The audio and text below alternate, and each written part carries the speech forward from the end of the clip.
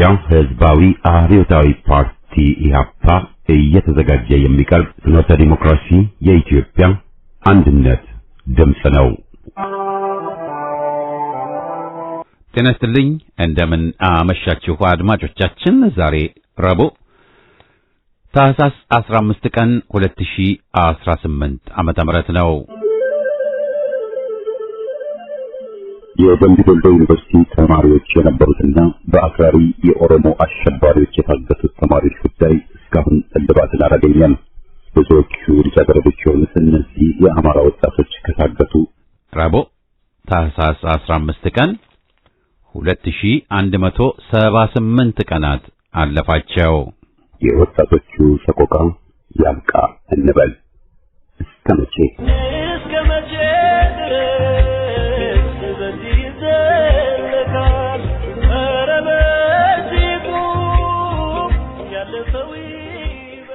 በማክሰኞ ዝግጅታችን የምርመራ ዘገባው ትኩረት ካደረገባቸው 7 ጄኔራሎች የሶስቱን ቆሻሻ ገመና መዳሰሳችን ይታወቃል። በዛሬ ዝግጅታችን የቀሩትን የአራቱን ገመና አይተን ማጠቃለያውን እናቀርባለን። አሁን ወደ ዜናው። ታላቁና ታሪካዊው ጨጨሆ መድኃኔዓለም በመከላከያ ሰራዊት ተዘረፈ።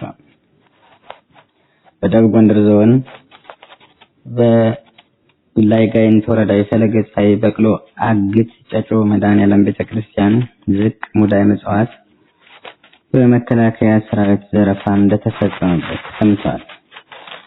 ነፍሰ ጡር እናቶችና ህጻናትን በአሰቃቂ ሁኔታ መግደል፣ የ8 እና የ9 ዓመት ታዳጊ ልጆችን ሳይቀር ሴቶችን በደቦ መድፈር፣ አዝመራ ማውደም ልዩ መገለጫ የሆነው ኃይል ከደቡብ ጎንደር ዞን ካቢኔዎች ጋር በጋራ በመሆን በታላቁና በታሪካዊ ደብረ ጨጨሆ መድኃኔዓለም ቤተክርስቲያን ላይ ፍተሻ በሚል ተጓዥ መንገደኞች ለደብሩ የሚሰጡትን ምጽዋት ጨምሮ በዝግ ሙዳይ ምጽዋት የተቀመጠን ገንዘብና ሌሎች የቤተክርስቲያን ሀብት መዝረፉን የዓይን እማኞች ገልጸዋል። ወታደሮቹ ከሙዳይ ምጽዋቱ በተጨማሪ የቤተክርስቲያኗ ታሪካዊ ቅርሶችን ዘርፈው መውሰዳቸውን ታውቋል። በ5ኛው ክፍለ ዘመን እንደተመሰረተች የሚነገርላት ቤተክርስቲያኗ ከ2 ዓመታት በፊት አገዛዙ ከወያኔ ጋር ባደረገው ጦርነት የመድፍ ጥቃት ተፈጽሞበት የነበረ ሲሆን አሁን ደግሞ በመከላከያ ሰራዊትና በዞን ካድሬዎች የተቀናጀ የዘረፋ ጥቃት ተፈጽሞበታል።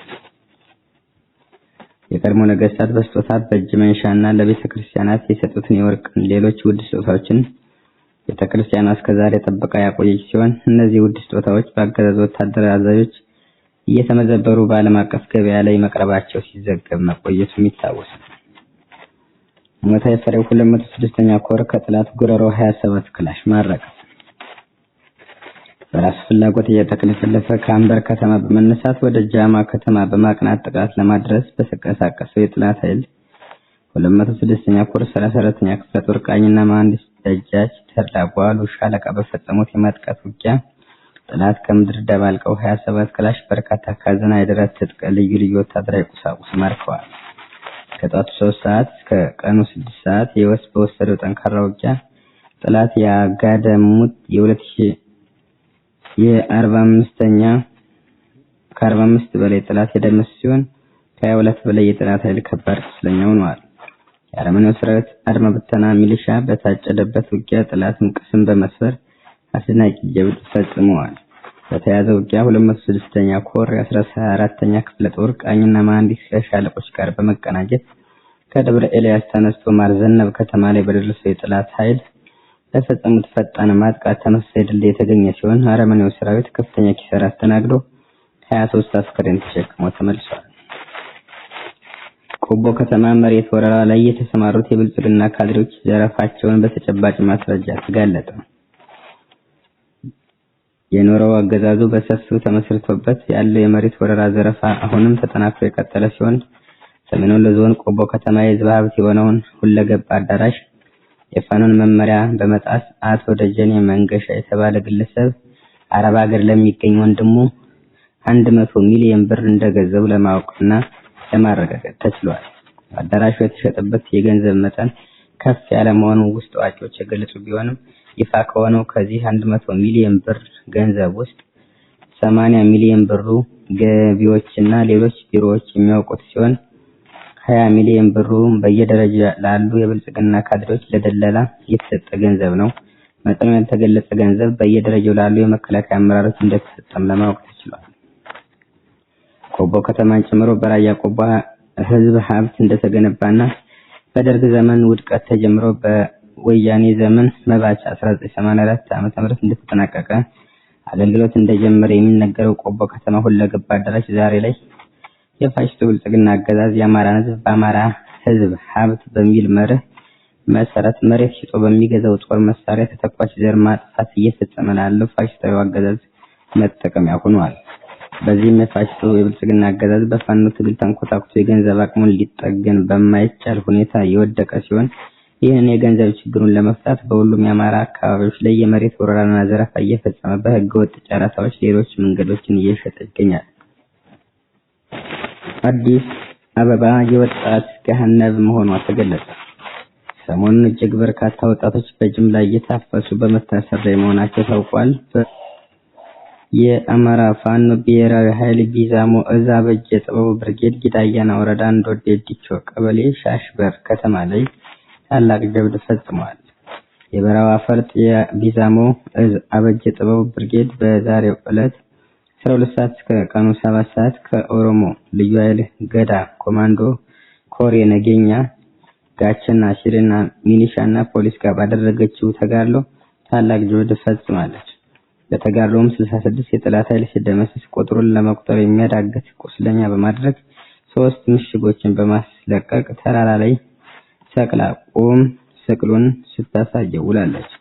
ሙሉ በሙሉ ይደመሰልኛል በማለት ጭንቀት ውስጥ የገባው የሽመልስ ግልብግብ በተለያዩ አቅጣጫዎች ባደረገው የድረሱልኝ ጥሪ ከቱሉ ጋና ከጊዳያና ከወረዳ ማለትም ከጉትን እንዲሁም ከኡኬና ከነቀምት ያለ የሌላ ኃይሉን አሟጦ ሲመጣ ወደ ኋላ ሲያፈገፍጉለት የፈሪ በትር ሆድ ይገትር እንዲሉ የሁሌም ተግባር የሆነውን የኦሮሞ ስርዓት ወንበር አስጠባቂ ኃይል የደረሰ ቤት ማቃጠል፣ ንብረት ማውደምና መዝረፍ፣ በርካታ ሰዎችን በማፈናቀል ግፍ ፈጽሟል። አሁንም የነውር መገለጫ የሆነውን ተግባሩን እስከ ቀኑ 11 ሰዓት ድረስ ቤት በማቃጠል ላይ መሆኑም ታውቋል። ጠላት ምሽግ የተሰበረባቸው ቦታዎች ስላሴ ሰፈር፣ ጎጃም ሰፈር ቀበሌና ረጋሳ ፎቅ አካባቢዎች መሆናቸውም በግልጽ መረጃዎች ወጥተዋል። የዕለቱ ዜና በዚያ በቃ።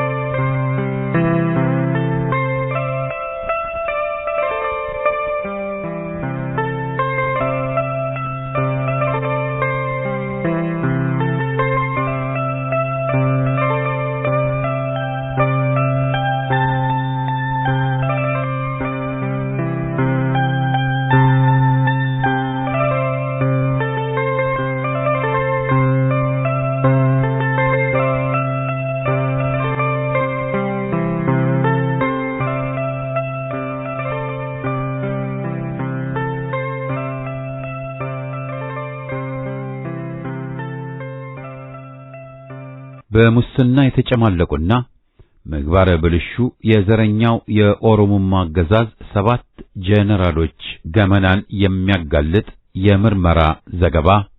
የምርመራ ዘገባው የተዘጋጀው በኢትዮ 251 የጥናትና ምርምር ቡድን ነው። ክፍል 2 4 አበባው ታደሰ። ህሊናውንና ህዝቡን የሸጠው አበባው ታደሰ፣ ቢጠሩት የማይሰማ ቢሊዮነር። ሙሉ ስሙ አበባው ታደሰ አስረስ ይባላል። በሰራዊቱ ውስጥ ነባር ከሚባሉት ሰዎች ዋነኛው ነው። ይህ ሰው በልጅነት ዕድሜው የኢህዴን ታጋይ ሆኖ በበረሃ የቆየ ከ1983 የሥርዓት ለውጥ በኋላ ሌሎች የኢህዴን ታጋዮች በወያኔ ሰዎች እንደ ቆሻሻ ተጠርገው ሲጣሉ እሱ ባሳየው ታማኝነት በአማራ ኮታ እንዲቀጥል የተደረገ ሰው ነው። በወያኔ የስልጣን ዘመን በአፍሪካ ወጣቱ ጀነራል በሚል ይጠራ የነበረው ይህ ሰው የማዕከላዊ እዝ አዛዥ በመሆን ሰርቷል። ከመለሰ ዜናዊ ሞት በኋላ በወያኔ ቤት በነበረው የኃይል ፉክክር ሳሞራ ዩኑስ የራሱን ኃይል በማጠናከር ሂደት አበባው ታደሰን ስጋት ነው በሚል 2006 ላይ በጡረታ እንዲገለል አደረገው። የነገሩ ምጸት አበባው ታደሰ የሳሞራ ዩኑስ የግል አምላኪ የነበረ ሰው መሆኑ ነው። አዲስ አበባ 5 ኪሎ በሚገኘው ብሔራዊ ሚውዚየም ውስጥ የሳሞራ ዩኑስ ሐውልት ተቀርጾ እንዲቆም ያደረገው አበባው ታደሰ ነው። በወቅቱ የምዕራብ እዝ አዛዥ ነበር። ከሰራዊቱ በግዳጅ ገንዘብ እንዲዋጣ በማድረግ ሐውልት ያስቀረጸለት ሰው ከፊቴ ጥፋ ብሎ ከሰራዊቱ አሰናብቶታል።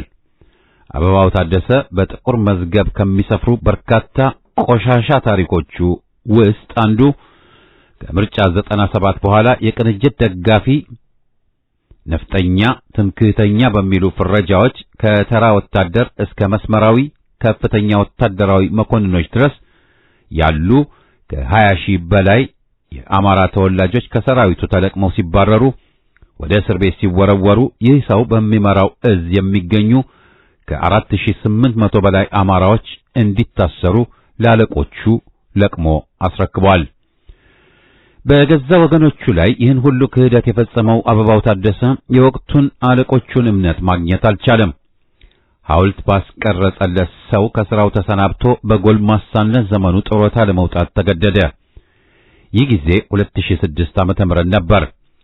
ከ2006 እስከ 2010 ዓመተ ምህረት መጋቢት ወር ድረስ አበባው ነገር ዓለሙ የዞረበት ቢሆንም በስልጣን ዘመኑ የዘረፈው ገንዘብ ወደ ንግድ ለመቀየር አልተቸገረም። ባህር ዳር ላይ የሚገኘው አልዋቅ ሆቴል ሼህ አላሙዲን መሐመድ በ30 ሚሊዮን ብር ነበር የገዛው። በወቅቱ ይህ ብር በኢትዮጵያ ኢንቨስትመንት ትልቅ ዋጋ ነበረው። እንደርሱ በጡረታ ከተመቱት ባጫ ደበሌና ዓለምሸት ደግፌ ጋር ሆነው አየር ባየር ንግድና ከፍተኛ ኮሚሽን የሚገኝባቸው የድለላ ስራዎችን ይሰሩ ነበር። በዚህ ሁኔታ ውስጥ እያለ ነበር የ2010 አዲስ የቀውስ ምዕራፍ የመጣው። አብይ አህመድ ወደ ስልጣን ከመጣ በኋላ አበባው የቤተ መንግስት ሰው ለመሆን አልተቸገረም። በሩ ክፍት ሆነለት። አብይ አህመድ በመከላከያ ሰራዊቱ ላይ ላሰበው የኦሮሞማ ተረኝነት ፕሮጀክት ከዓለምሸት ደግፌ ቀጥሎ ሁነኛ አማካሪው አበባው ታደሰ ነበር። አበባው የብአዴን ሰዎችን በንቀትና በጥላቻ ነው የሚመለከታቸው። ይህ አመለካከቱ ብአዴን የአማራ ሕዝብን ስለሚበድልና ለጥቃቱ ተጋላጭ ስላደረገው ሳይሆን 2006 ላይ ከወታደራዊ ስልጣኔ ስነሳ አልታገሉልኝም ከሚል የግል ጥቅሙ በመነሳት ነው። የአበባው ታደሰ ንጽጽር ከዚህ ይጀምርና ለአብይ አህመድ ያለው ፍቅርና የተገዥነት ስሜቱ ክብሬን የመለሰው አብይ አህመድ ነው ከሚለው የግል ጥቅሙ ጋር አያይዞ አለሀፍረት ይናገራል። ለአብይ አህመድ አንገቴን እሰጣለሁ የሚለው አበባው ታደሰ ከወያኔ ጦርነት መጀመር ጋር ተያይዞ ወደ ሰራዊቱ ሲመለስ ሁለት ነገር አስልቷል። በቀልና ታማኝነት። በቀሉ ለወያኔ ብቻ ሳይሆን የአማራ ሕዝብን ይጨምራል። የአብይ አህመድ የግል ታማኝ ሆኖ ለመስራት በሚደረገው ጥረት በአማራ ሕዝብ ጥላቻ ያበደውን የአብይ አህመድ ፖለቲካዊ ፍላጎቶች ያለ አንዳች ማንገራገር ይፈጽማል። አበባው ታደሰ ከወደቅኩበት ፈልጎ ያነሳኝ አብይ አህመድ ነው የሚልለትን የበሻሻውን አራዳ የግል ፍላጎቶቹን ለማሳካት ጾታውን መቀየር ካለበት ይቀይራል። አምልኮው በዚህን ያህል መጠን ነው። ሌላ ማሳያ እናምጣ።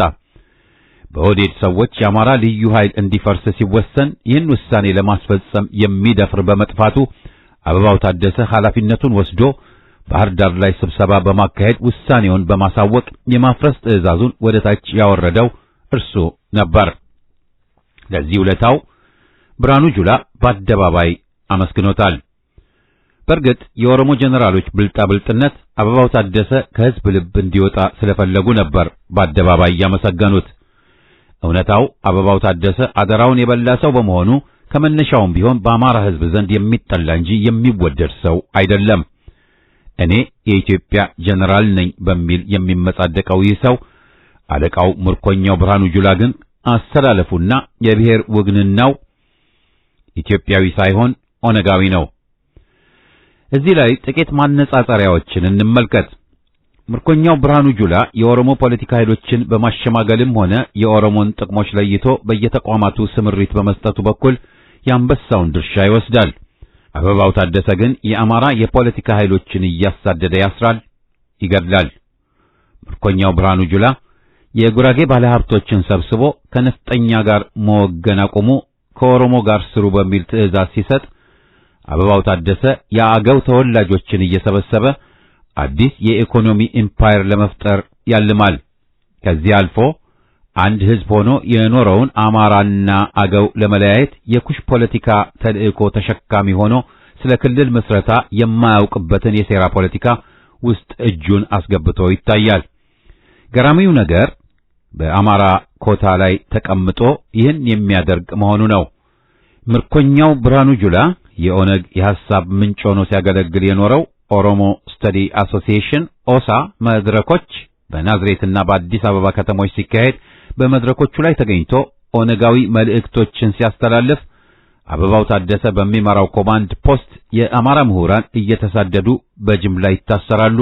አብዛኛው የኦሮሞ ጀነራሎች ከሽመልስ አብዲሳ ጋር ብቻ ሳይሆን ከጃዋርም፣ ከዳውድ ኢብሳም፣ ከመራራ ጉዲናም ሆነ ከበቀለ ገርባ ጋር አብሮ መስራት፣ ብሔረሰብ ተኮር ጥቅምን አስልቶ መምከር መደበኛ ተግባራቸው ሲሆን አበባው ታደሰ በአማራ ሕዝብ ላይ የዘር ማጥፋት ዓላማ ያለውን የጥፋት ጦርነት ባህር ዳር ላይ ሆኖ በመምራት ላይ ይገኛል። በሌላ መረጃ አበባው ታደሰ በሞራል የዘቀጠ ሲጠጣ ራሱን መቆጣጠር የማይችል ሰው በመሆኑ ሲሰክር በርካታ አስቀያሚ ንግግሮችን ይናገራል። አዘውትሮ ከሚናገራቸው ንግግሮቹ አንዱ ከአማራው ፖለቲካ ሳይሆን ሴቶቹ ናቸው የሚጥሙት የሚለው የስካር መንፈስ ንግግሩ በውስጥ አርበኞች ተመዝግቦ ተይዟል። ከወታደራዊ ማዘዣ ቢሮው መኮድ ይልቅ ቅንጡ በሆነው የባህር ዳሩ አቫንቲ ሆቴል የሚያዘወትረው ይህ ሰው ሴታውል የሚል ቅጽል ስም አለው። በስምና በዝና የሚታወቁ በርካታ የአማራ ተወላጅ ሴት ዘፋኝ፣ ተዋንያን፣ ሞዴሎችን መርጠው የሚያቀርቡለት የሴት ደላሎች አሉት። ይህን ገመናውን የአማራ ፋኖ የደህንነት ክንፍ በውስጥ አርበኞቹ በኩል ጠንቅቆ ያውቃል። ጠዋት ባህር ዳር ላይ የብአዴን ካድሬና የብልጽግና ሰራዊት አዛዦችን ለጭፍጨፋ ስምሪት ሰጥቶ አመሻሹን በዱባይ ቅንጡ ሆቴሎች የሚያሳልፋቸው የብልግና ሌሊቶች በሙሉ በጥቁር መዝገብ ውስጥ የገቡ ቆሻሻ ታሪኩ ሆነው ተመዝግበዋል። አበባው ታደሰ ወደ ሰራዊቱ ከተመለሰ ጊዜ ጀምሮ በከፍተኛ ዘረፋ ላይ ተሰማርቶ የሚገኝ ሲሆን አማራን ለመስመር በሚደረገው ዘመቻ ፊት አውራሪ መሪ በመሆኑ በሽመልስ አብዲሳ በኩል ገዳ የኢኮኖሚ ዞን በሚባለው ልዩ የሀብት መፍጠሪያ ፕሮጀክት ውስጥ 10,000 ካሬ ሜትር ቦታ ተሰጥቶታል። አዲስ አበባ ላይ በስጦታ ካገኘው 2,000 ካሬ ሜትር ቦታ በላይ በሪል ስቴት ዘርፍ ሰፋፊ መሬት አጥሮ አስቀምጧል። በአማራ ክልል ትልቅ ከተሞች ሰፋፊ መሬት እሱ በወከላቸው የቅርብ ሰዎቹ ወስዷል። እስካሁን መሬት ጠይቆ ያልተቀበለበት የአማራ ትልቅ ከተማ ደብረ ታቦር ብቻ ነው። በቅርቡ ኮምቦልቻ ከተማ ኢንዱስትሪ መንደር 8,000 ካሬ ሜትር ቦታ ወስዷል። በአማራው አካባቢ አብዛኛው ቀጠና ያለውን የሲሚንቶ ንግድ በኤጀንቶች በኩል የሚሰራው አበባው ታደሰ ነው። የአገሪቱ የውጭ ምንዛሪ የጥቁር ገበያ በዋነኛነት የተያዘው በመከላከያ ጀነራሎች ነው። ከቱርክና ከቻይና ተቋራጮች ብቻ ሳይሆን በሙስና የሚሰበስቡትን ብር ወደ ዶላር በመመንዘር ከፍተኛ መጠን ያለውን የውጭ ምንዛሪ ያለምንም ጠያቂ ወደ ዱባይና ጅቡቲ ያስወጣሉ። ከነዚህ ጀነራሎች ውስጥ ዋነኛው አበባው ታደሰም ይገኝበታል። የዘረፋው መጠን ምን ያህል ትልቅ መሆኑን የሚያሳየው በቦሌ አውሮፕላን ማረፊያ ወደ ዱባይ ሲወጣ የተያዘው በጀነራል አበባው ውሽማ እጅ የተገኘው 48 ኪሎ ወርቅ ነው። ይህ ወርቅ ደፋር በሆነ አላሳልፍም ባለ የደህንነት ሰራተኛ ቢያዝም በአብይ አህመድ ዕውቅና የአበባው ውሽማ ከሀገር እንድትወጣ ተፈቅዶላት ወርቁን ይዛ ወጥታለች። ወርቁን የያዘው የደህንነት ሰራተኛ ግን ታስሮ እንዲማቅቅ በመደረግ ላይ ነው። በዚህ የምርመራ ስራችን የደረስንበት ግኝት አበባው ታደሰ ቢጠሩት የማይሰማ ቢሊዮነር ስለመሆኑ ነው።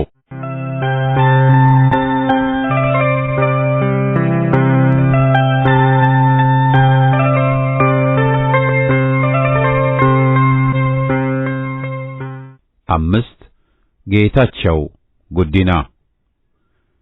የአድዋ ድል ታሪክ ቁስለኛ፣ የአድዋ ሜዳሊያ ተሸላሚ። ሙሉ ስሙ ጌታቸው ጉዲና ሰልቫና ይባላል። በቤተ መንግስቱ ተተኪው ኤታማዦር ሹም በሚል በተጠባባቂነት የተያዘ ባለጊዜ ነው። ምርኮኛው ብርሃኑ ጁላ በጡረታ አሊያም በአብይ አህመድ የተፈላጊነት ደረጃው ሲወርድ ተተኪ ለመሆን ራሱን እያዘጋጀ ያለው ይህ ሰው ከወቅቱ የአብይ አህመድ የግል ጀነራሎች ቁጥር አንዱ ነው። በሰራዊቱ ውስጥ መፈንቅለ መንግስት እንዳይደረግ ዋነኛው የሥርዓቱ ዘብ እንዲሆን በአብይ አህመድ የሚታመነው ጌታቸው ጉዲና ለዚህ ታማኝነቱ ከአቅሙ በላይ የሆነ ወታደራዊ ማዕረግ ተሰጥቶታል። የዚህ ሰው የማዕረግ እድገት ፍጥነቱ በኢትዮጵያ ለተፈጠረው ተረኝነት ትልቁ ማሳያ ሆኖ ይቀርባል። የወለጋ ተወላጁ ጌታቸው ጉዲና ሰልቫና አብይ አህመድ ወደ ስልጣን ሲመጣ መጋቢት 2010 ላይ ብርጋዴር ጀነራል ነበር። ይህ ሰው በ4 ዓመት ውስጥ ባለ 4 ኮከብ ሙሉ ጀነራል ማዕረግ ላይ ደርሷል። ለዚህ ማዕረግ የበቃው በኦሮሞነቱና ለአብይ አህመድ ባለው ታማኝነት እንጂ በወታደራዊ ችሎታው እንዳልሆነ ምንጮቻችን ይጠቅሳሉ። አብይ አህመድ ወደ ስልጣን ከወጣ በኋላ መከላከያ ላይ በወሰደው የተረኝነት ድልድልና ተቋማዊ ወረራ እነርሱ ሪፎርም ብለው ይጠሩታል። በእውነተኛ ተግባሩ ግን የተረኝነት ድልድልና ተቋማዊ ወረራ ነው የተካሄደው። በዚህም ጌታቸው ጉዲና አንድ የማዕረግ እድገት አግኝቶ ሜጀር ጀነራል በሚል የካቲት 2011 ላይ የሰሜን እዝ ዋና አዛዥ በመሆን ተሾመ። በወቅቱ ሰፊ ቀጠና ይሸፍን የነበረውን ሰሜን እዝን በዋና አዛዥነት እንዲመራ ሲመደብ የትግራይና የአማራ በርካታ ቦታዎች በእዙ የሰራዊት ስምሪት ይሸፈን ነበር። ጌታቸው ጉዲና ከፍተኛ የአማራ ጥላቻ ካለባቸው ኦነጋዊ የሰራዊቱ መሪዎች ቁጥር አንድ ነው። ይህን ጥላቻውን ወደ መሬት የሚያወርድበት ዕድል ያገኘው ጌታቸው አማራውን በመስታወት ቤት ውስጥ የማስቀመጥ ፕሮጀክት ዋና አካል የሆነው የኬሚሴ ጉዳይን በከፍተኛ ሁኔታ በማወሳሰብ አካባቢው ዋነኛ የኦነግ ምሽግ እንዲሆን ሚሊተሪ ሳቦታጅ ፈጽሟል። ከዚህ ልዩ ዞን ተብሎ ከሚጠራ አካባቢ የሚነሱ የኦነግ ኃይሎች አጣዬ ከተማን በተደጋጋሚ እንዲያቃጥሉና እንዲያወድሙ በትጥቅና በስምሪት ድጋፍ ሰጥቷል። ጊዜው 2011 ሚያዝያ ወር ላይ ሲሆን በወቅቱ በነ አስቻለው ደሴ የሚመራው የአማራ ፋኖ ወደ ሸዋ በመዝመት ከሸዋ አርበኞች ጋር በመሆን የኦነግን ወራሪ አይቀጡ ቅጣት መቅጣታቸውን ተከትሎ ጌታቸው ጉዲና ሰራዊቱ ወደ ፋኖ እንዲተኩስ በማዘዝ በጎን በኢትዮጵያ ቴሌቪዥን ወጥቶ የአማራ ታጣቂዎች ከሚሴን ወረሩ በሚል የፕሮፓጋንዳ ሽፋን በመስጠቱ ከአማራ ሕዝብ ጋር በቀጥታ አላተመ። በወቅቱ የአማራ ልዩ ኃይል አዛዥ ከነበረው ብርጋዴር ጀነራል ተፈራ ማሞ ጋር በግምገማ ተፋጠው እንደነበር ጀነራል ተፈራ አንተ ምርኮኛ ነህ፣ ሌሎች ሙያውን የሚያውቁ ወታደራዊ መኮንኖች ይምጡና ያናግሩኝ በማለት እንዳዋረደው ይታወሳል። ከዚህ ጊዜ ጀምሮ ጌታቸው ጉዲና ጸረ አማራነቱን በግልጽ በአደባባይ ማሳየቱን ተያያዘው። በአማራ ክልል ተብየው መንግስታዊ መዋቅር ላይ ሳይቀር ሳቦታጅ በመስራት እነ ጀነራል አሳምነው ጽጌን ታርጌት ያደረገ እንቅስቃሴ ማድረግ ጀመረ። ከሚሴና አካባቢው የሰፈረውን የኦነግ ኃይል ከሰሜን እዝ የጦር መሳሪያ መጋዘን በማውጣት እንቅስቃሴ ማድረግ ጀመረ። ከሚሴና አካባቢው የሰፈረውን የኦነግ ኃይል ከሰሜን እዝ የጦር መሳሪያ መጋዘን በማውጣት መሳሪያና ተተኳሽ በማስታጠቅ አልፎም መከላከያ ሰራዊቱን በስምሪት ሽፋን በመስጠት የሸዋ ቀጠናን ማስወጋት ጀመረ። በሌላ በኩል በወቅቱ የሰሜን እዝ አስተዳዳሪ ከነበረው የወያኔ ሰው ከሆነው ብርጋዴር ጀነራል ገብረ እግዚአብሔር በየነ ጋር በመሆን ወያኔ በትግራይ እንዲጠናከር የሚሊተሪ ሳቦታጅ ሴራ ይሰራ ነበር። ጌታቸው ጉዲና ከአንዲት የትግራይ ተወላጅ 2 ልጆችን የወለደ መሆኑ እንዲሁም አማራ ጠል ባህሪው በወያኔዎች ዘንድ እንደ ታማኝ ሰው እንዲታይ አድርጎታል የሚሉን የመረጃ ምንጮች ጌታቸው ጉዲና ከወታደራዊ ሰውነቱ ይልቅ ኦነጋዊ ፖለቲከኛነቱ እንደሚጎላ ይናገራሉ። ወያኔ ሰሜን እዝን ከማጥቃቱ ከጥቂት ወራት በፊት ጌታቸው ጉዲና የመከላከያ የምህንድስና ዋና መምሪያ ኃላፊ ሆኖ በአብይ አህመድ ተሾመ። ይህ ለጌታቸው ትልቅ እድገት ነበር።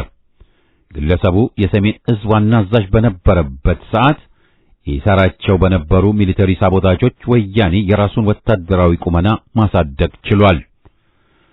ሰሜን ዕዝ ከጀርባው የታረደው ጌታቸው ጉዲና በሰራው ሳቦታጅ ነበር። በእርግጥ አብይ አህመድ ሰሜኑን ማዳከም በሚለው ቋሚ የስልጣን ህግጋቱ ጦርነቱን ይፈልገው ስለነበር ይህ እንዲሆን ሁኔታዎችን አመቻችቷል። ጥቅምት 24 ቀን 2013 ዓ.ም ጦርነቱ ከጀመረ በኋላ በመጀመሪያው ዙር ጦርነት ውስጥ ይህ ነው የሚባል የውጊያ አመራር ተሳትፎ ያልነበረው ጌታቸው ጉዲና በጥር ወር 2014 በአብይ አህመድ እንደ ሸቀጥ በታደለው ወታደራዊ ማዕረግ መሰረት የሙሉ ጀነራልነት ማዕረግ ወሰደ። በዚህ ሳይወሰን በጦርነቱ ከፍተኛ ጀብዱ ለፈጸሙት ለነ ሻምበል በየነ ባለከዘራው የተነፈገው የአድዋ ድል ጀግና ከፍተኛ ሜዳሊያ ተሸላሚ በሚል ጌታቸው ጉዲናና እነ ይልማ መርዳሳ እንደ ኢሬቻው ሆራ አርሰዲ ቢሻን ተራጭተውበታል። ይህ ሜዳሊያ በኢትዮጵያ የመጨረሻው ወታደራዊ ሽልማት መሆኑን ልብ ይሏል። እዚህ ላይ ጌታቸው ጉዲና በጦርነቱ ወቅት በኢትዮጵያ የመጨረሻ የሚባለውን ሽልማት ለመውሰድ የሚያበቃ ጀብዱ ቀርቶ ይህ ነው የሚባል የግንባር ተሳትፎ እንዳልነበረው ልብ ይሏል። በሁለተኛው ዙር ጦርነት ሐምሌ 2013 ጀምሮ የሰሜን ምዕራብ እዝ ላይ በርካታ ውጊያዎችን አበላሽቶ በአማራ ጀነራሎች ጥያቄ ተነስቶበት ነበር። ውጊያ በማበላሸት አቻ የለሽ የሆነው ይህ ሰው የአድዋ ሜዳይ ተሸላሚ የሆነው አንድም በኦሮሞነት አንድም ደግሞ ለአብይ አህመድ ባሳየው ታማኝነት ብቻ ነው። በመከላከያ ሰራዊት የሽልማት አዋጅ መሰረት ይህን ሽልማት ያገኘ ወታደራዊ አዛዥ በትውልድ ቦታው በስሙ ሆስፒታል፣ መንገድ፣ ትምህርት ቤት ይሰየምለታል። በመረጠው ከተማ 500 ካሬ ሜትር ቦታ ያገኛል ይላል። ይህ የመሬት ስጦታ ባለፈው በአብይ አህመድ ከተበረከተላቸው ስጦታ በተጨማሪ በአዋጁ መመሪያ የማይገባውን ሽልማት በማግኘቱ ያገኘው መሆኑን ልብ ይሏል። ጌታቸው ጉዲና ከመጋቢት 2014 ዓ.ም በኋላ የመከላከያ መረጃ ዋና መምሪያ ኃላፊ በመሆን ወንብድናን ፕሮፌሽኑ አድርጎ ቀጥሏል። ከፍተኛ የሆነ የአማራ ጥላቻ ያለበት ይህ ሰው የአማራ መታረጃ ቄራ የሆነው የዚህ ሰው የትውልድ ቦታ ወለጋ በሰላም እጦት ረሃብ ተከስቷል። እሱ ግን መሃል አዲስ አበባ ከአራጣ ብድር እስከ ድለላ ካፈና እስከ እገታ በደረሱ ግዙፍ ወንጀሎች እጁን በንጹሃን ደም አጨማልቋል። አሁን በእስር ላይ የሚገኝ በርካታ የአማራ ተወላጆች ልሂቃን በአብዛኛው የታፈኑት እሱ በሚመራው የመከላከያ መረጃ መምሪያ ነው። ይህ መምሪያ የአማራ ተወላጆችን ካፈነ በኋላ ለመፍታት ገንዘብ ይጠይቃል። እንደ መረጃ ምንጮች አዲስ አበባ ውስጥ 3 ዋና ዋና የግል ማፈኛ ቦታዎች አሉት። ቦሌ ስካይላይት ሆቴል ጀርባ፣ ሳር ቤትና በአብይ አህመድ የጫካ ፕሮጀክት ተብሎ በሚጠራው የቤተ መንግስት ግንባታ ጀርባ የየረር ተራራ አካባቢ የዚህ ሰው የግል እስር ቤቶች ናቸው። መሬት ድለላ፣ ማዕድን፣ ወርቅ፣ ወደ ደቡብ ሱዳንና ሱዳን የሚወጣ ድንበር ተሻጋሪ መሳሪያ ንግድ፣ አራጣ ብድር፣ የፖሊሲ ባንኮችን ደውሎ ብድር ማዘዝ፣ ትልልቅ ባለሀብቶችን በማገትና በማስፈራራት ከፍተኛ መጠን ያለው ገንዘብም ይቀበላል። ዛሬ በኢትዮጵያ ዋናዎቹ ነዳጅ አከፋፋዮችና የፔትሮሊየም ኩባንያ ባለቤት ከሆኑት አንዱ ጌታቸው ጉዲና ይገኝበታል። ጃራ የሚባለው የፔትሮሊየም ኩባንያ ባለቤት ነው። ሌሎችም ከጀርባ ሆነው ያቋቋማቸው የፔትሮሊየም ኩባንያዎች አሉ። እነዚህ በሙስና የተመሰረቱ ኩባንያዎች ሌላም በሙስና የተመሰረተ የመበልጸጊያ ሁኔታ ተመቻችቶላቸው የሌሎች ነጋዴዎች የነዳጅ ቦቴዎች በጸጥታ መደፍረስ ከጅቡቲ አዲስ አበባና ከአዲስ አበባ ጅቡቲ መንቀሳቀስ እንደማይችሉ እየተነገራቸው ለሳምንታትና ለወራት ስራ ፈተው እየዋሉ የጀነራሎቹ ቦቴዎች ልዩ ጥበቃ እየተደረገላቸው ከጅቡቲ ወደ አዲስ አበባና ሌሎች ከተሞች ነዳጅ የሚያመላልሱ ሆነዋል። ነዳጅ ከጅቡቲ ብቻ ሳይሆን ከራሱ ከአዲስ አበባ የመንግስት የነዳጅ ዴፖ እንዲያገኙና እንዲያከፋፍሉ ሁኔታዎች ተመቻችቶላቸዋል። በውጭ ምንዛሪ የተገዛ ነዳጅ ከኢትዮጵያ ወደ ኬንያና ሶማሊያ በኮንትሮባንድ በመላክ በሚሰራው ትልቅ ቢዝነስ ውስጥ የዚህ ሰው እጅ አለበት። በሌላ መረጃ አብይ አህመድ ከኤርትራ መንግስት ጋር መጣላቱን ተከትሎ ከኤርትራው ሬድሲ ትሬዲንግ ኮርፖሬሽን ጋር ግንኙነት አላችሁ በሚል ማስፈራሪያ የአማራ ባለሀብቶችን በግሉ እስር ቤት አግቶ ተደራድሮ በርካታ ገንዘብ በመቀበል እንደለቀቃቸው የውስጥ ምንጮች መረጃ ያሳያል። በአጠቃላይ ኢትዮጵያን የምድር ሲኦል ካደረጓት የአብይ አህመድ ጀነራሎች ቁጥር አንዱ ይህ ሰው ነው።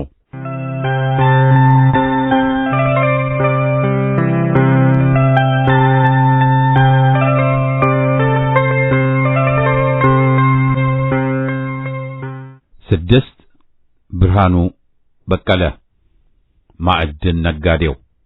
ሙሉ ስሙ ብርሃኑ በቀለ በዳዳ ይባላል። በአብይ አህመድ ሁለት ጊዜ የወታደራዊ ማዕረግ አግኝቶ በአጭር ጊዜ ሌተና ጀነራል ላይ ደርሷል። ይህ ሰው አብይ አህመድ የራሱን ፓራሚሊተሪ ሲያቋቁም ዋነኛ አደረጃጀት የፈጠረለት የቅርብ ሰው ነው።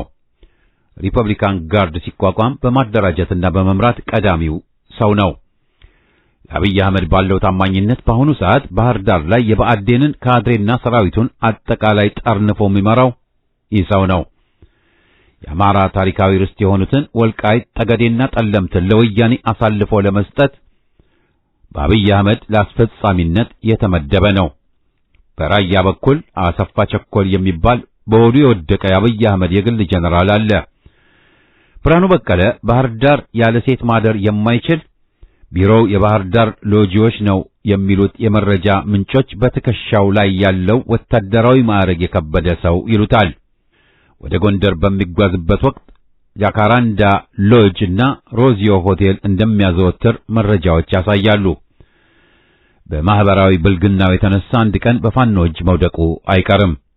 ይህ ሰው ከሰሜን ምዕራብ እዝ አዛዥነቱ በተጨማሪ የአየር መንገድ ሴኩሪቲን በበላይነት እንዲመራ በአብይ አህመድ በተደራቢነት ተሹሟል። በዚህም ልክ የዘረፋ እጆቹን እንዲያስረዝም ተጨማሪ አቅም አግኝቷል። በሲሚንቶ፣ ብረት፣ ማዕድን፣ ኮንትሮባንድ ንግድ ላይ ተሰማርቷል። በተጨማሪም በሱዳን ድንበር ህገወጥ የሰው ዝውውር በኔትወርክ ይሰራሉ። በሰሜን ምዕራብ እዝ 503ኛ ኮር ዋና አዛዥ ከሆነው ብርጋዴር ጀነራል ወርቅነህ ጉደታ ደበሉ ጋር የጦር መሳሪያ ንግድ እንደሚሰሩ መረጃዎች ያሳያሉ። በእርግጥ በአሁኑ ሰዓት ብርጋዴር ጀነራል ወርቅነህ ጉደታ ደበሉ በጎንደር ፋኖዎች በደረሰበት የደፈጣ ጥቃት ጦር ኃይሎች ሆስፒታል በማገገሚያ ክፍል ይገኛል። ብርሃኑ በቀለ በዳዳ ከነ ብርጋዴር ጀነራል ሐሺም መሐመድ ጭቆላ ጋር የጥቅም ትስስር በመፍጠር የጠለምትን ማዕድን እየዘረፉ ይገኛሉ። በዚህ ሁሉ የዘረፋ ሥራ የተሰማራው ይህ ሰው በሚመራው ቀጠና ከፍተኛ ወታደራዊ ኪሳራ ደርሶበታል። ባህር ዳር፣ ጎንደር በሚል ሰፊውን የጎንደር ቀጠና ያቀፈውን ኮማንድ ፖስት እንዲመራ የተመደበው ብርሃኑ በቀለ በግንቦት አጋማሽ የወታደራዊ ግምገማ በሚያደርግበት ወቅት በቀረበለት ሪፖርት 85.5% የሚሆነው የሰራዊቱ አባል ሙት፣ ቁስለኛ ወይም የከዳ መሆኑ ተነግሮታል። መጋቢት፣ ሚያዝያና ግንቦት አጋማሽ ድረስ በነበሩ ውጊያዎች በተለየ ሁኔታ በጎንደር ጠቅላይ ግዛት በሁሉም አቅጣጫ ፋኖዎች በከፈቱት ጥቃት ከፍተኛ ቁጥር ያለው የፋሽስቱ ሰራዊት ሲደመሰስ ቀሪው ምርኮኛ እንደሆነ 51ኛ ክፍለ ጦርን የመሰሉ የእዝ ክፍለ ጦሮች ደግሞ ፈርሰውና ኮብልለው አልቀዋል።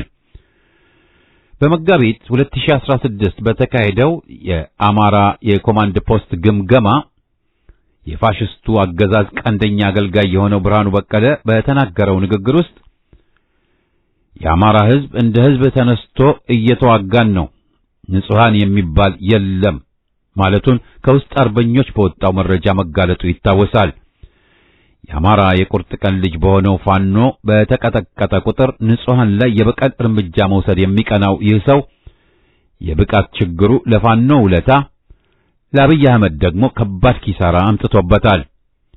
በሌላ መረጃ የብርሃኑ በቀለ ታናሽ ወንድም የኦነግ ጦር አባል ነው። የዚህ ሰው ወንድም በወለጋ ሲንቀሳቀስ በብሔራዊ መረጃና ደህንነት በቁጥጥር ስር ይውላል።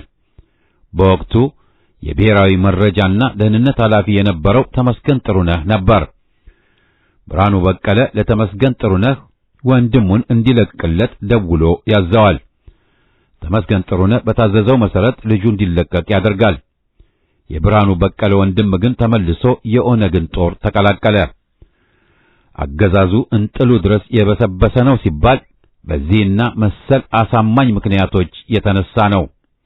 ይህ አገዛዝ ለአንድም ቀን ቢሆን በስልጣን መቆየት የለበትም የሚባለውም በምክንያት ነው።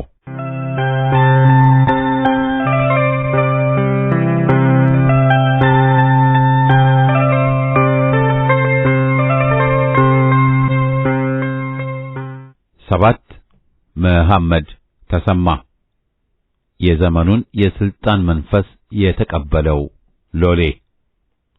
ሙሉ ስሙ መሐመድ ተሰማ ገረመው ይባላል። በሆዳቸው ከወደቁ የአማራ ተወላጅ ወታደራዊ ባለስልጣናት አንዱ ነው። ይህ ሰው አብይ አህመድ ካሉት የሌተና ጀነራልነት ማዕረግ ከወሰዱ 14 የግል ጀነራሎቹ አንዱ ሲሆን በአሁኑ ሰዓት የምስራቅ እዝን በዋና አዛዥነት ይመራል። እዙ ከነሐሴ ወር ጀምሮ በጎጃም ምድር ንጹሃን አማራዎችን በመጨፍጨፍ ይታወቃል። ለዚህ ውለታው አብይ አህመድ በአዲስ አበባ ጦር ኃይሎች ጎልፍ ክለብ ጀርባ የሚገኘውን መኖሪያ ቤቱን በኦህዴድ ባለሀብቶች በኩል ሙሉ እድሳት እንዲደረግለት አድርጎ ከዱባይ በመጡ ቅንጡ የቤት ዕቃዎች ሞልቶ ሰርፕራይዝ አድርጎታል። አብይ አህመድ ራሱ መኪናውን እያሽከረከረ ነበር ወደ ቤቱ የወሰደው። በንጹሃን የአማራ ደም የተጨማለቀው መሐመድ ተሰማ ይህን ሲመለከት እንደ ሕፃን ልጅ እየቦረቀ በደስታ እንዳለቀሰ የውስጥ መረጃዎች ያሳያሉ። ይህ ሰው በአብይ አህመድ ልቅ ዘረፋ እንዲፈጽሙ ከተፈቀደላቸው ጀነራሎች አንዱ በመሆኑ በአዲስ አበባ በኦሮሞና በአማራ ባሉ የመሬት ሊዝ ግዢዎች ላይ በራሱ ኔትወርክ በስፋት ይሰራል። የአዳነች አቤቤ ከንቲባ ጽሕፈት ቤትም ሆነ የከተማው የመሬት አስተዳደር ቢሮ ለአብይ ጀነራሎች ምንጊዜም ክፍት ይሁን በሚለው መመሪያ መሰረት በበርካታ የሊዝ ጨረታዎች በመሳተፍ ከወቅቱ ገበያ ባነሰ በመውሰድ መሬት በመሸንሸን በሀብት ላይ ሀብት ካካበቱ ሚሊዮነሮች ይመደባል። በተመሳሳይ ኮምቦልቻ ላይ ሰፋፊ መሬት ከወሰዱት የአብይ ጀነራሎች አንዱ ነው። አብይ አህመድ በፈጠረላቸው ነፃ የዘረፋ መንገድ በሁሉም የኢኮኖሚ መስክ እጅን ከማስገባት አልፎ ባለሀብቶችንና ሲቪል ባለስልጣናትን ማገናኘት የድለላ ስራን ይጨምራል። በዚህ የድለላ ስራ ውስጥ መሐመድ ተሰማ የገቢዎች ሚኒስትር ወደ ሆነችው አይናለም ንጉሴ በቀጭን የስልክ ትዕዛዝ በርሱ ኔትወርክ ስር ያሉ ባለሀብቶችን ግብር ማሰረዝ፣ ይግባኝ የገቡ ኬዞችን ማዘጋት፣ የጉምሩክ ጣጣዎችን ማስጨረስ ወዘተ የመሳሰሉ የደላላ ስራዎችንም ይሰራል። መሐመድ ተሰማ አብይ አህመድ ወደ ስልጣን ከመጣ በኋላ በሰራዊቱ ውስጥ የብልጽግና ወንጌል መስበኩን ተከትሎ የፕሮቴስታንት እምነት ከተቀበሉ ከፍተኛ የሰራዊቱ አመራሮች አንዱ ነው። ሃይማኖት መቀየር የግል ሕይወቱ ጉዳይ በመሆኑ መብቱ ነው። ይህ ሁኔታ ግን ከዘመኑ የስልጣን መንፈስ ጋር የሚገናኝ በመሆኑ መረጃውን ማውጣቱ ተገቢነት አለው። እንደ መረጃ ምንጮቻችን መሐመድ ተሰማ ባለቤቱ ወይዘሮ ለውጣላት አለማየሁ የካንሰር ተጠቂ መሆኗ ከታወቀ ጀምሮ የገንዘብ ፍላጎቱ በእጥፍ አድጎ ታይቷል። ባለቤቱ በአገር ውስጥና በውጭ ሀገራት ከፍተኛ የሕክምና ክትትል ቢደረግላትም ግንቦት 28 ቀን 2016 ከዚህ ዓለም በሞት ተለይታለች። በዚህ ማህበራዊ ምስቅልቅል ውስጥ ሆኖ መሐመድ ተሰማ ሙሉ ትኩረቱ አንድም ዘረፋ አንድም ደግሞ አማራን በመጨፍጨፍ ላይ ያተኮረ ነበር። በእርግጥ ነሐሴ 2015 ላይ ወደ ጎጃም ይዞት ከገባው የምስራቅ እዝ ሰራዊት ውስጥ ከ10 ወር በኋላ የቀረው ከ40 በመቶ በታች ነው። 60 በመቶ ያህሉን ለአማራ ፋኖ በጎጃም እዝ አስበልቶታል። ዛሬ ፋኖ እነ አስታጥቄ እያለ ከሚሳለቅባቸው የአብይ ጀነራሎች አንዱ መሐመድ ተሰማ በቀዳሚነት ይጠቀሳል። በዚህም ሰራዊቱን አስመታኸው በሚል አብይ አህመድ ፊቱን ያዞረበት ቢሆንም በመሐመድ ተሰማ በኩል አሁንም ታማኝነቱን ለማሳየት በቀረችው የእሱ ሰራዊት ንጹሃንን መጨፍጨፉን ቀጥሏል። በእርግጥ ከግንቦት 4ኛ ሳምንት ጀምሮ ይህ የምርመራ ሪፖርት ይፋ እስከሆነበት እስከ ሰኔ አጋማሽ ድረስ በሐዘን ምክንያት ወደ ንጹሃን ጭፍጨፋ ስራው አልተመለሰም።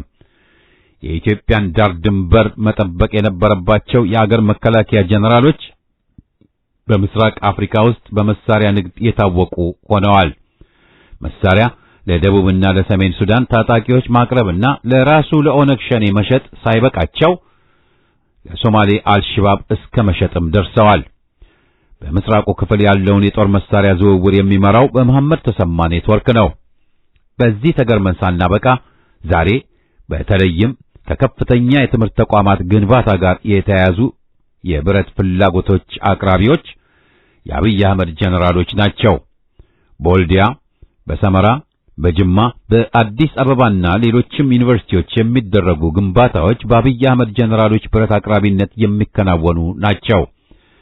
የእነዚህ ሰዎች የሙስና መረብ እግሩን እስከ ትግራይ ድረስ ዘርግቷል። ትግራይ ውስጥ ለሚደረጉ የኤርፖርት እድሳት፣ የመንገድና ትምህርት ቤቶች ግንባታ ከወያኔ ጀነራሎች ጋር በመመሳጠር ብረትና ሌሎች ቁሳቁሶች አቅራቢዎች ሆነዋል። የብረት ንግዳቸው የሚካሄደው በራሱ የመከላከያ ሰራዊቱ የጭነት መኪናዎች ነው። በዚህ ልቅ ዘረፋ ውስጥ የጦፈ ቢዝነስ ላይ እጃቸውን ከዘረጉት የአብይ አህመድ ጀነራሎች አንዱ መሐመድ ተሰማ ገረመው ይገኝበታል ነው።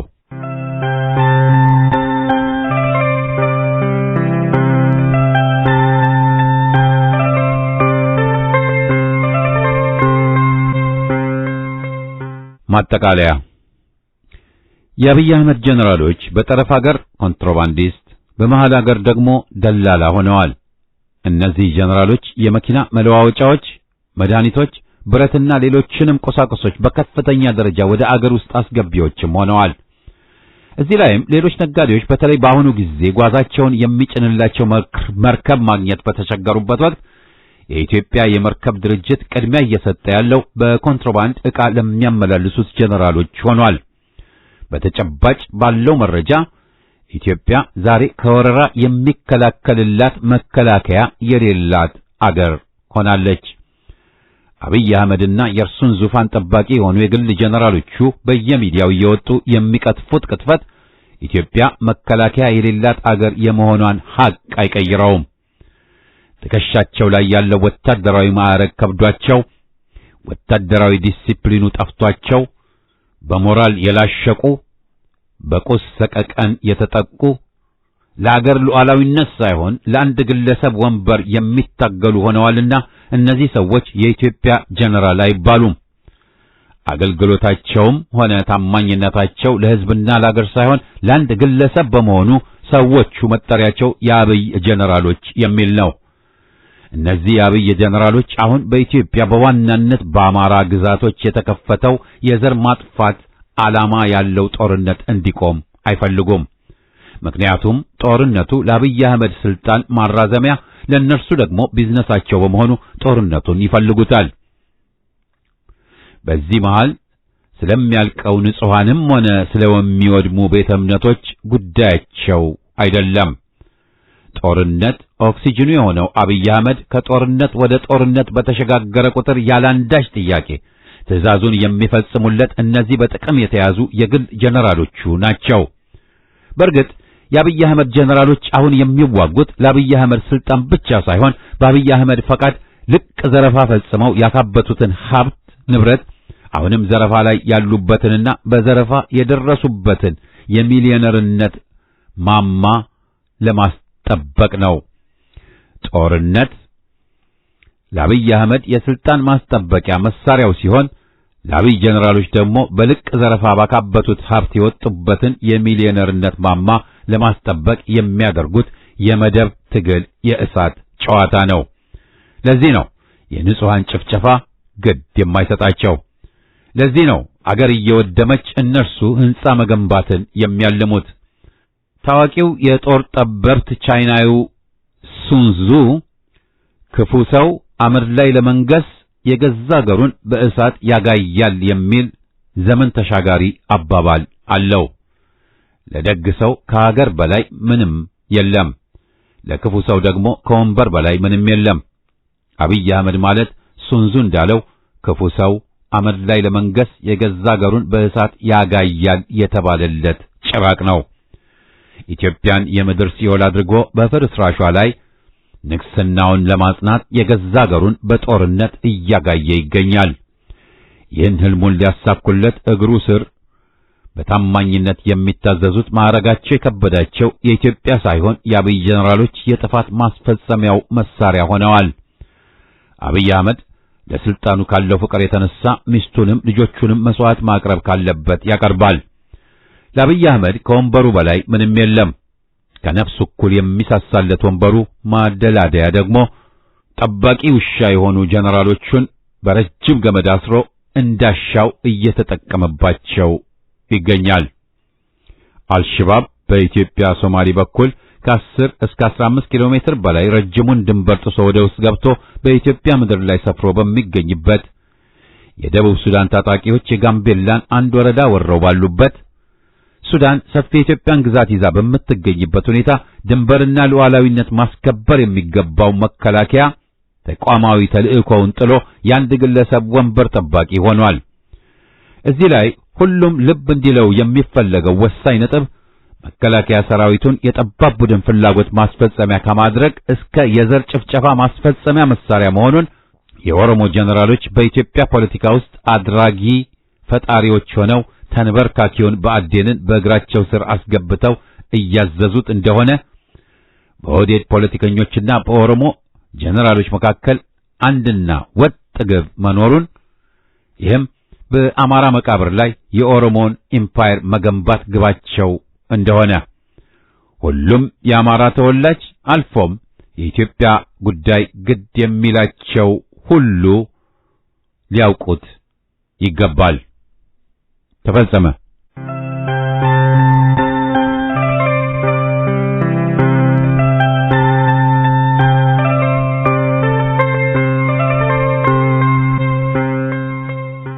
የምርመራ ዘገባው የተዘጋጀው በኢትዮ 251 የጥናትና ምርምር ቡድን ነው።